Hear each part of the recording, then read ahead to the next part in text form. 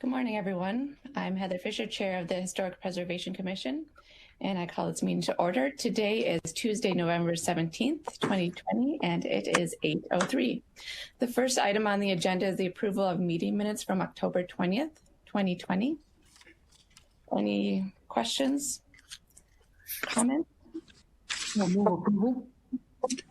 First, second? Second. All those in favor say aye. Aye. Aye. Those opposed, same sign. Motion approved. The second item on the agenda is the Oak Grove Neighborhood Historic Overlay District. Good morning, Chair and Commission. Today is an item, the Oak Grove Neighborhood Historic Overlay District, which is an initiation or an application to initiate a historic overlay in the Oak Grove neighborhood. The Planning Department earlier this year received an application from Carol Pearson, who is a neighborhood resident in Oak Grove, and so staff is processing this application. In your packet is all of the information proposed for the historic overlay. Page about 4, I believe, begins the narrative that Carol and several of the neighborhood members put together. On page 9, you will see a proposed boundary. And the approximate boundary of the proposed historic overlay is on the north side is 8th Avenue. On the west side is the half block between 1st and 2nd Street North. On the east side, the boundary is Short Street North. And on the south side, it is 6th Avenue, South Terrace North, and some properties that are just south of that. The proposed historic overlay is largely consistent with other historic overlays in terms of the requirements, and is, I will say, is consistent with the requirements. There's really nothing that deviates, but I will point out on page 2, the exemption section, where you'll see a number of exemptions. 2 of them are new for your review. The first one is the designation of historic structures. If you recall with the Jefferson Historic Overlay, structures dating past 1939 were not considered historic structures, and applicant Carol Pearson has requested this year to be 1952. The next 2 exemptions are for government agency-owned property and for flood protection purposes. So if there was any city-owned property, park district-owned property, or school property would be exempt from this. And we do have Brenda Derrick, the city engineer, joining the meeting today if there's any questions on that. To date, staff has received 7 inquiries into this application with 1 letter of opposition, which is included in your packet on the last page. All other inquiries were mostly just questioning, and 1 in very much support of the historic overlay. Just a matter of process here. After your commission, this application, it is a zoning application, will go to the Planning Commission and then on to the City Commission, who's the decision-making body. This concludes staff presentation, and applicant Carol Pearson is on if anybody has any questions. Thank you. Can I ask a question regarding the exemption for properties built after 1952? So someone comes to the city with a building permit and they have a house after 1952. Do they receive this information? We should do some checking with our inspections department and make sure we can do that. Make sure our inspections department is aware. It would be noted that when somebody comes in for a permit, it will flag in the inspections department that they are within a historic overlay, but we would do some coordination with our inspections department to point out this section. Okay, that would be good, because on page 1, section C, subsection 1, it says houses built after 1952 that are doing exterior renovations should consider the style section of this document as a guide. And my question was, how would they have that as a guide if they were exempt? But I think your answer is sufficient. So thank you for pointing that out. Also, I wanted to ask a question on page 5. It's section D, number 5, where it says on corner lots, decks are allowed on the street side yards with screening either by fence or landscaping. This is a broader question than just that section, and it's a question about enforcement and follow-up. And so if someone wants to build a deck and they pull a permit, and that deck is on a side yard and it has to be screened by landscaping, is there someone that actually goes out and checks on that, or do we just trust that that's going to happen? We are citywide, my understanding, we're largely complaint based in terms of violations. And so we, to my knowledge, we do not have anybody that would go out and verify that this is happening. There would be some inspections, of course, making sure codes are being met by the inspections department, but largely do not have anyone just kind of out looking for violations. Thank you. That's a good answer. I have a question for Carol. Yep. Regarding the email that was included in the packet, and this is from Jeff and Helen Hansen, where they state that there might be ulterior motives driving this proposal. And she goes on to say specifically there are concerns by a few neighbors that the Oak Grove High School would tear down the houses they own to add parking for their students. I haven't seen the packet, so I don't know what any of those letters say. Well, does Oak Grove own a number of homes that are adjacent to their campus? As far as I know, it does own 2 homes, Okay.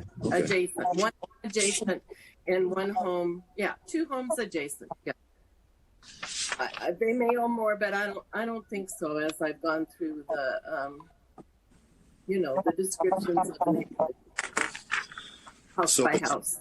If they decided that they want to tear those houses down and increase their parking field, which Helen Hansen is stating that they are underparked, does that have to come back to the Historic Preservation Committee before they tear down a house that's in a historic preservation overlay?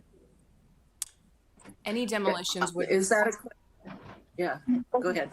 Sorry, I'll jump in. Any demolitions would be required to be reviewed whether they were considered a historic structure or not. So that's the intent of the overlay is if it's not a historic structure, if they're doing an addition, for example, if it's not a historic structure, then there would be no requirement to go in front of your commission for review of a non-historic addition. But it is the intent that a demolition would require your commission's review, and also any new construction would as well. Okay. And one final question. Go ahead. I'd like to amend by saying I don't think the school directly owns those 2 houses. I think either they are owned by alumni or some entity. It's not listed at the school itself. I don't think. Okay.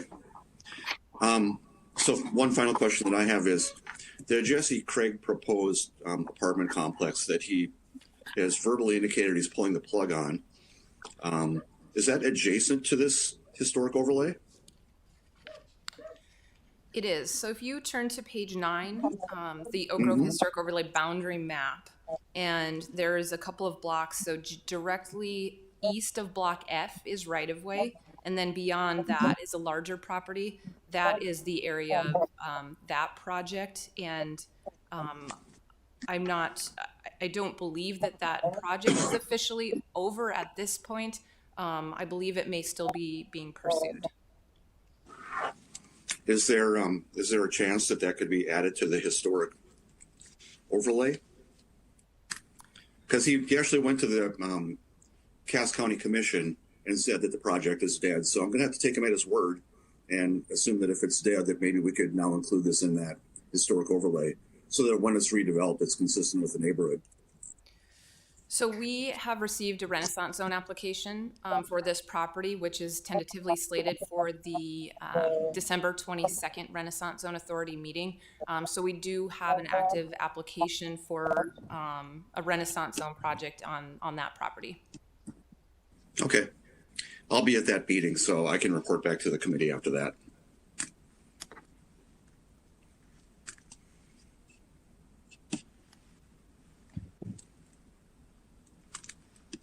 So I do have a question, Megan, just related to complaints about maybe non-compliant of the overlay code. So how is it followed up by the city if someone does make a complaint?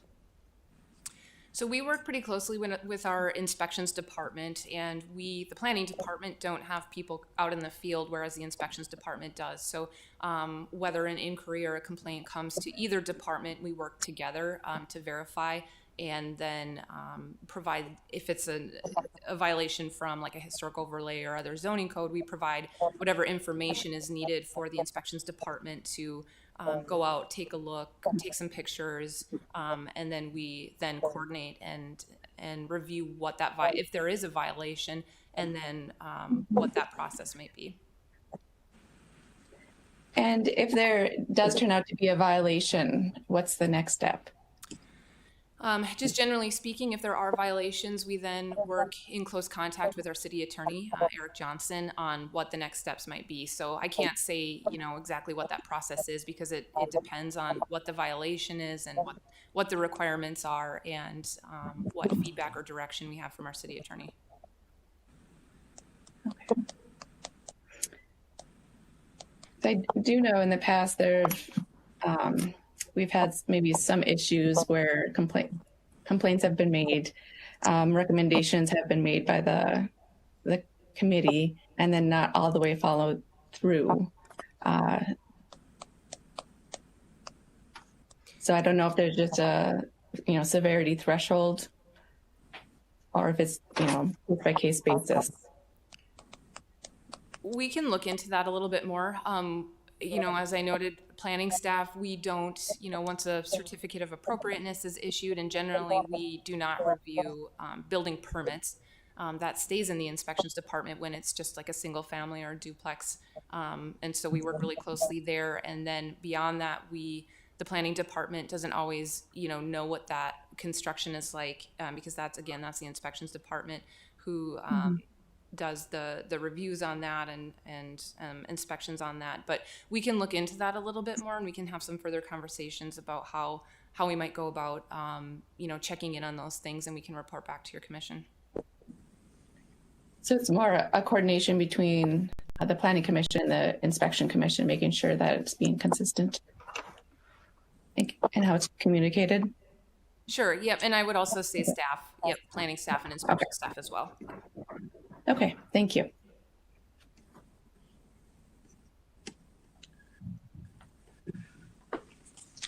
Carol, I'd like to thank you for undertaking this task. Having done this myself in the Jefferson neighborhood in the last couple of years, I know that it's a lot of work, so thank you for everything that you put into it. You're welcome. And I'd like to thank, there were 7 of us that did the hard work of the surveys, and so Matt Butler and Mary Zipfel and Diane Elkin and Mary Jo Keeley and Jackie Smith. I'm getting one, I think. Anyway, and so it was really a group project, and I thank Paul Bly for some advice that he gave us, and Don Morgan helped. So and Kylie and Megan as well. So it was a lot of people working on this. Thank you. Exactly. I have a few comments I'd like to make. I read in the packet the letter from the property owner protesting the establishment of the historic overlay district, and I thought the letter deserves some careful consideration. So I'd like to offer some comments that I've prepared. The writer is concerned that a historic overlay district could prevent them from making changes or improvements to their property. I will address that, but first, since this application is about the Oak Grove neighborhood, I'd like to remark on what a neighborhood is. A neighborhood is more than just houses plopped down on the ground. There are locations like that, to be sure, but a neighborhood is a special place. People identify with a neighborhood. To say I live in the Oak Grove neighborhood or I live in the Roosevelt neighborhood means something. There is a pride associated with a neighborhood. It suggests a comfortable place to live, a place with a special character that differentiates it from other neighborhoods, and a place that people want to protect from encroachments that could diminish their quality of life and perhaps their property values. This is true even in brand new neighborhoods. Almost all new subdivisions in, say, South Fargo come with homeowner associations and architectural standards that often determine what one's roof materials must be, or where one can plant a garden or not plant a garden. Some standards even say that if you want to paint your house, here are your color choices. The purpose of such architectural standards is to create a neighborhood where everyone's house and yard contribute to the value of the whole. Your neighborhood, Oak Grove, is not trying to establish a sense of place on what was an open field. Your neighborhood has already developed a unique sense of place over 100 years of time. A historic overlay district says, let us exercise stewardship over the unique character of our neighborhood.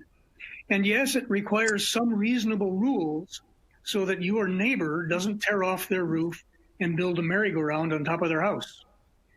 The city of Fargo has already designated 7 historic overlay districts. Each district has a set of design standards that reflect the historic character of that neighborhood. When a property owner applies for a building permit, the Historic Preservation Commission reviews the design according to those standards. And that probably means no merry-go-round on your neighbor's roof. Chances are that you don't want to live next to a merry-go-round, and chances are that a person who wants to buy your house wouldn't either. And believe me, parking lots don't generally make for good neighbors. The Historic Overlay District helps to assure that the neighborhood you buy into now will still be there, and even better, when you sell your house. Now let me address the concern about preventing one from making improvements. On the City of Fargo's website, you can read all of the Historic Preservation Commission meeting minutes for the past 5 years. That record does not show that the Preservation Commission prevents property owners from upgrading their homes or building additions or new garages. And we have often been helpful in improving the quality of renovation projects. That's part of our job.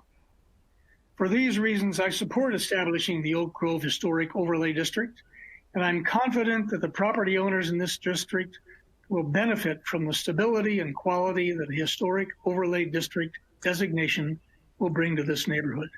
I would look forward to working with all property owners toward this end. Thank you. Thank you, Paul. Any other comments or questions?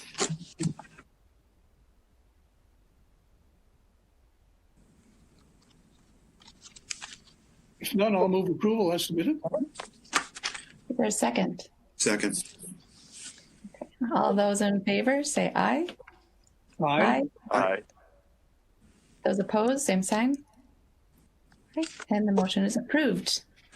Thank you, Carol. Thank you. And moving on to our third item on the list, so liaison reports. Christine isn't here. Matthew, are there any updates for the Board of Adjustment? Nothing to report. All right, thank you. Paul Glei for the House Moving Board. Not met. And the House Rehab has not met either. Renaissance Zone, Jay, any news? They have not met since April. There is a meeting scheduled in November. It's about a week out. We'll see if they have that or not, and I can report back after that. Okay, thank you. Any other business or public comment? No? Okay. With that, the next meeting will be December 15th, 2020, and meeting is adjourned. Thank you, everyone. Thank you all.